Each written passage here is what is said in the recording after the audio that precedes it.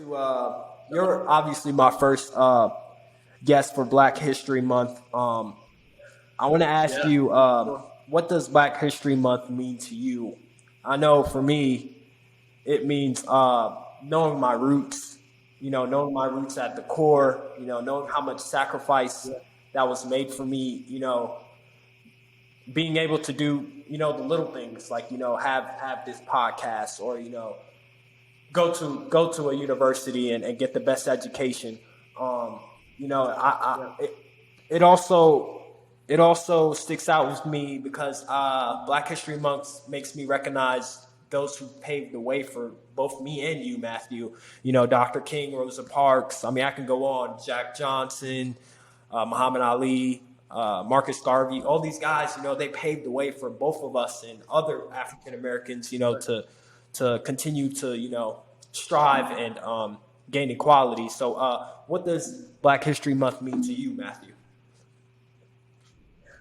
Yeah, Black History Month, it means a lot of things, and it's a time of celebration.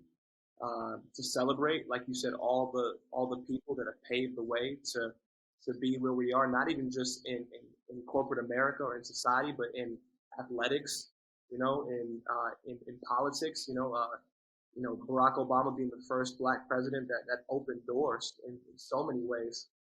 Black History Month is a time of celebration, but also it is a time of reflection to be able to reflect on how much we've had to overcome. That it wasn't always like this, and even still, as you can see in our world, we still face racism in our country. Racism is evil. I know that God hates it. I know that it is, and the Bible has a lot to say about racism as well. So it's also a time to really reflect and to really think on not only where we've been, but where we are now, because we still have so much work to do. And don't get me wrong, we have come a long way, for sure, 100%. But as you can see, you don't have to look very far to understand that we are still a long way from where we want to be.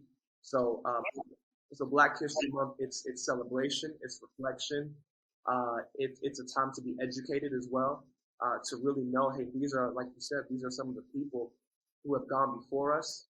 I think it's a time of empowerment, to be able to empower black-owned businesses, to be able to empower those who feel unheard, unseen, unvalued, unworthy. It comes with a lot of things. I think it means different things to different people, but that those are the words that come to mind. And I'm proud that Black history is American history. That we have so much, actually a lot to do with America and how it is and what it is today. And I don't get me wrong, I am proud to be an American. But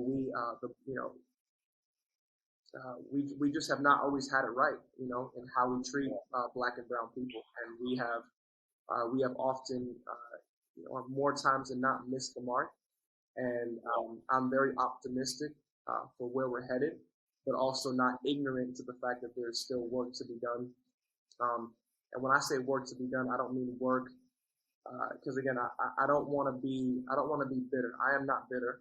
I mourn and I understand and have a lot of empathy and sympathy for people that are upset with some of the things that our people have experienced over the course of American history.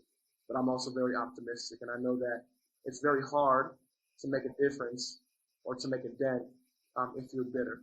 And so I would encourage anybody, do your research, look at your history, but don't let what we've been through, don't let what we saw in 2020 and even last year, don't let what you saw make you bitter and make you think, oh, there's no hope. There's plenty of hope.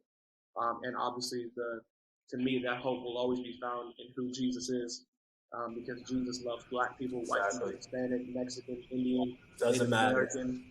To me, yeah, that's what it means to me. So Awesome.